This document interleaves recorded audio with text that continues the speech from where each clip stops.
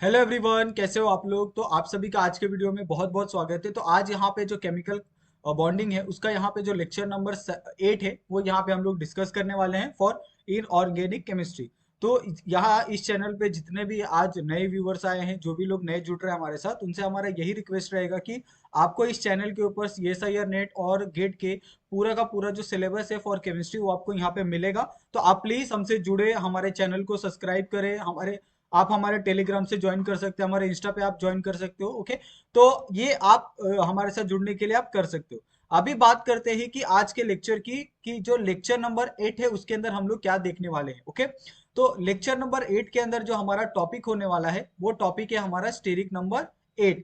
इससे पहले वाले लेक्चर के अंदर हमने स्टेरिक नंबर 7 किया था। ओके, और अभी के लेक्चर में हम लोग करेंगे जो स्टेरिक नंबर 8 है उसको यहाँ पे हम लोग डिस्कस करेंगे। ओके, अभी यहाँ पे हमने एक बात पहले ही आपको क्लियर कर दी थी कि जब भी आप स्टेरिक नंबर जैसे स्टेरिक नंबर 6 हो गया, अगर आप जैसे ही स्टेरिक नंबर 6 से आगे जाओगे, चाहे आपका 7 हो 8 हो, ओके, उसमें क्या होता है, उस केस में जो आपका VSEPR जो थ्योरी है वो एप्लीकेबल नहीं होती है।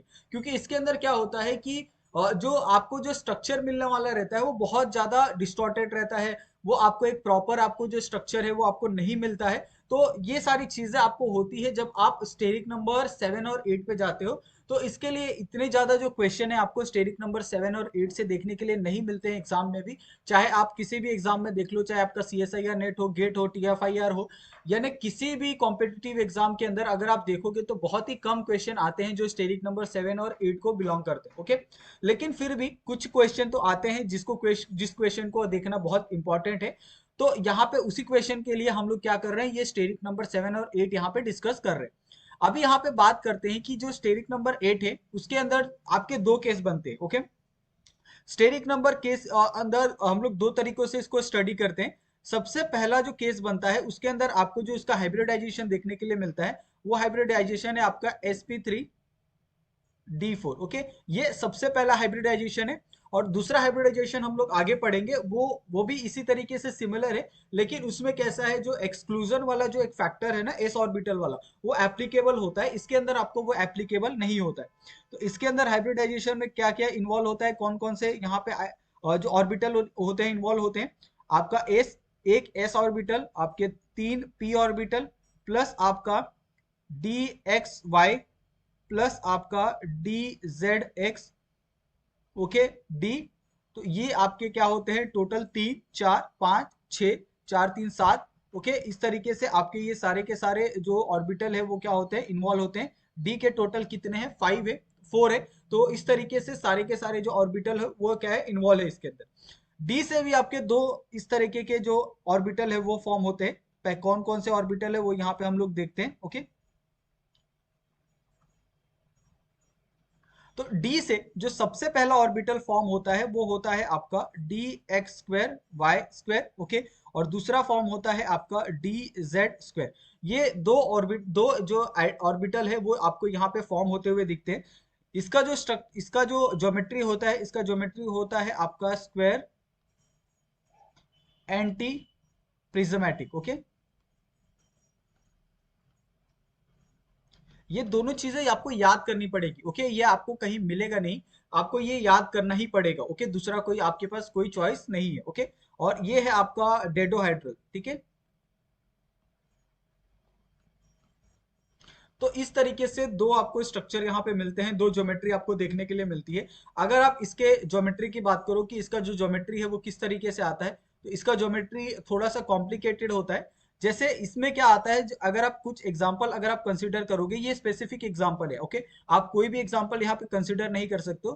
तो ये स्पेसिफिक एग्जांपल है आपके पास IF8 माइनस। ओके, ये आपके पास एक एग्जांपल है। दूसरा यहाँ पे अगर आप केमिकल बॉन्डिंग वाला सीरीज देखते हो, ओके, ये जो केमिकल बॉन्डिंग के अंदर अगर आप देखोगे तो ये कोऑर्डिनेशन का एग्जांपल यहाँ पे लिया गया है। यानी जो आपका नेक्स्ट जो टॉपिक है कोऑर्डिनेशन, इससे ये थोड़ा सा क्या है, रिलेटेड है।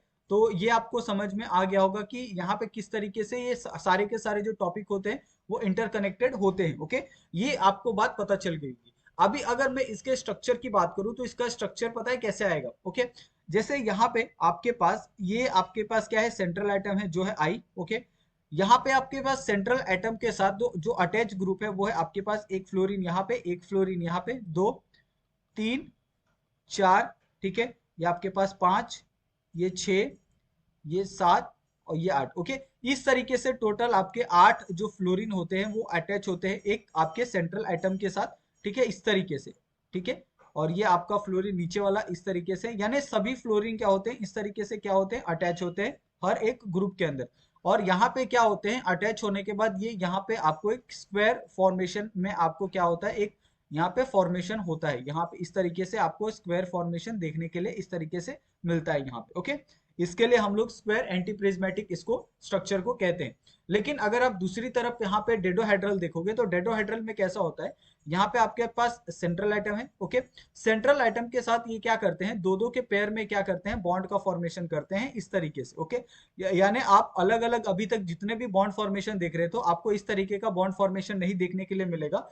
हमेशा क्या हो रहा था कि सेपरेट बॉन्ड फॉर्मेशन आपको देखने के लिए मिलता है। लेकिन इसके अंदर कैसा है, एक सिंगल आपका एक डबल डबल पेयर में क्या हो रहा है बॉन्ड का फॉर्मेशन यहाँ पे आपको देखने के लिए मिलता है, ठीक है। और यहाँ पे आपको इस तरीके से ये आपका जो एक यूनिट है ये यहाँ पे एक एक यूनिट यहाँ पे क्या होता है फॉर्म होता है इस तरीके से। ओके, तो ये आपका स्ट्रक्चर है डेडोहेड्रल का और ये स्ट्रक्चर है आपका स्क्वायर एंटीप्रिज्मेटिक का। अगर आपको कभी आ जाता है गलती से, अगर आपको एग्जाम में अगर आपको एग्जाम्पल दिया जाता है IF8 माइनस का, तो आप उसका अगर आपको पूछा जाता है उसकी ज्योमेट्री क्या आएगी तो आप लिख सकते हैं स्क्वायर एंटीप्रिज्मेटिक। ओके, और जब भी अगर आप कहीं पे भी ये वाला देखो ना dx² y² तो आप समझ जाना कि ज्योमेट्री यही आएगी। ओके, एक सिंगल ही ज्योमेट्री बनती है इसकी dx² y² की, इसके अलावा और कोई ज्योमेट्री और शेप यहाँ पे आपको बनता नहीं है। और ये क्या होते हैं एक तरह से आइसो ज्योमेट्रिकल होते हैं, आइसो स्ट्रक्चरल होते हैं। अगर आपको कभी भी dx² y² के कितने भी एग्जाम्पल ले लीजिए, ओके,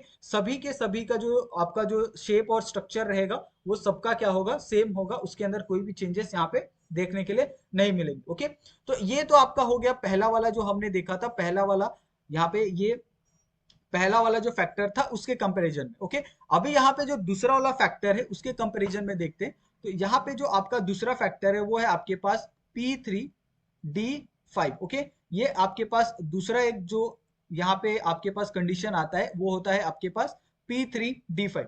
अगर आप P3D5 को देखोगे तो यहाँ पे ये क्या होता है कि इसमें जो स्टेरिक नंबर होता है ना, ओके, जो आपका स्टेरिक नंबर जो 9 होता है, okay, is converted to is converted into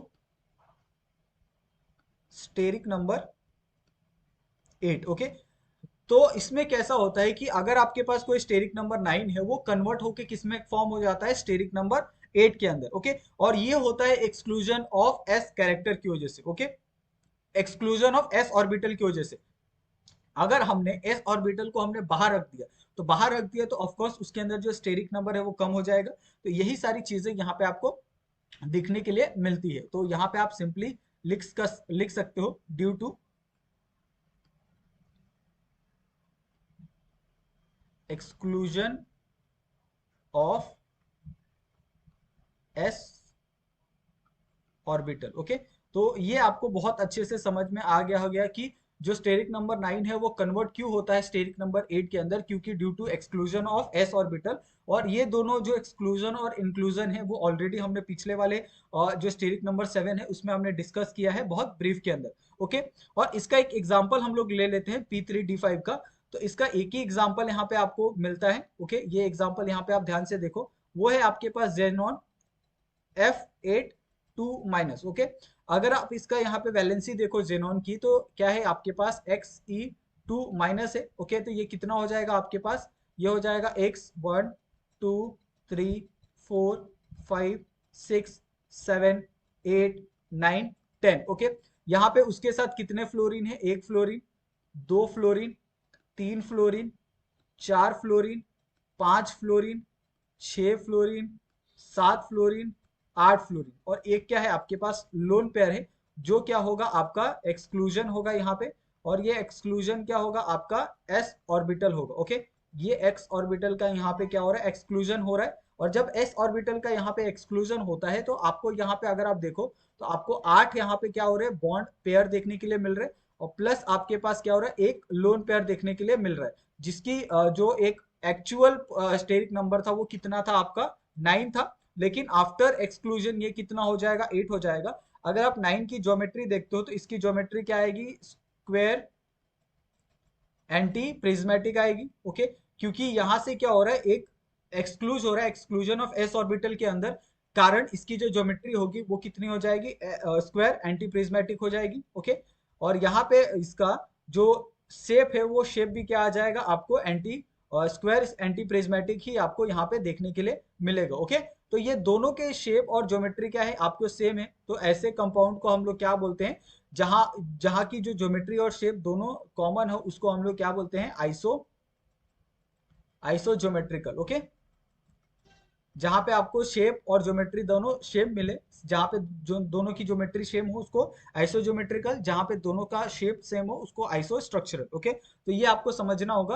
अभी इसी टॉपिक को यहाँ पे हम लोग देखेंगे। दूसरा है आपका यहाँ पे आइसोज्योमेट्रिकल क्या होता है और आइसोस्ट्रक्चरल क्या होता है, इसके बारे में हम लोग यहाँ पे डिस्कस करने वाले हैं। ओके, तो यहाँ पे मैं हेडलाइन डाल देता हूँ, iso geometrical.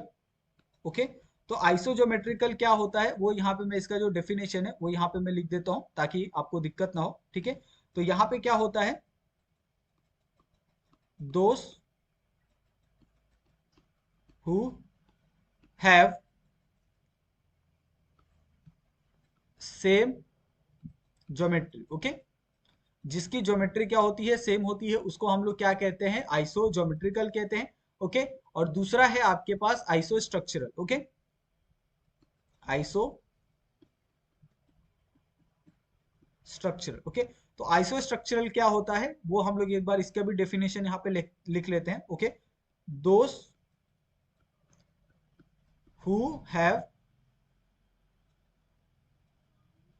Same shape. Okay, जिसमें शेप क्या होता है, सेम होता है, तो उसको हम लोग क्या बोलते हैं, आइसोस्ट्रक्चरल कहते हैं। अगर आप इसके कुछ एग्जांपल देखना चाहते हो तो कुछ एग्जांपल भी यहाँ पे हम लोग क्या करते हैं, डिस्कस कर लेते हैं।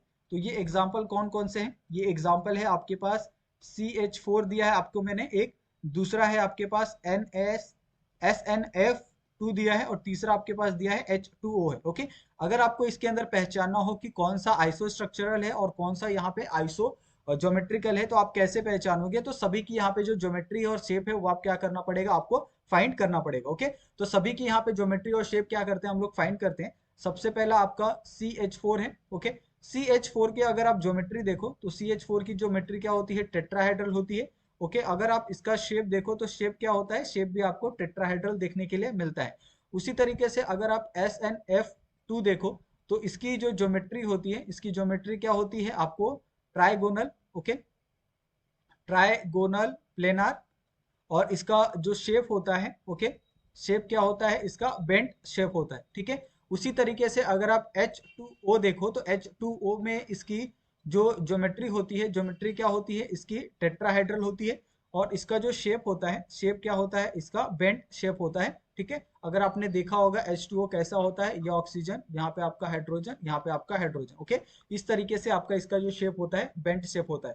तो इसके अंदर आप बता सकते हो कि इसमें जो आइसो ज्योमेट्रिकल है। ओके, आइसोज्योमेट्रिकल कौन कौन से जिसकी ज्योमेट्री सेम है, वो है आपका CH4 है, और दूसरा है आपके पास H2O है। ओके, और आइसो स्ट्रक्चरल कौन कौन से हैं वो भी आप यहाँ पे क्या कर सकते हो, एक्सप्लेन कर सकते हो। तो आइसो स्ट्रक्चरल कौन कौन से हैं जिसमें आप शेप दोनों सेम है, तो वो है आपके पास SNF2 है, और दूसरा आपके पास है H2O है। ओके, तो इस तरीके से आपको ये पूरा समझ में आ गया होगा कि एक्चुअली में आपका आइसो स्ट्रक्चरल क्या होता है और आइसो और स्ट्रक्चरल आइसोज्योमेट्रिकल क्या होता है, ये दोनों में आपका जो कंफ्यूजन होगा वो आई थिंक मेरे हिसाब से दूर हो गया होगा। ओके, इसी तरीके से और भी बहुत सारे एग्जाम्पल है जिसको आप सॉल्व कर सकते हो, जिसमें आप अलग अलग एग्जाम्पल को ले सकते हो, लेकिन ये एग्जाम्पल लिमिटेड होते हैं।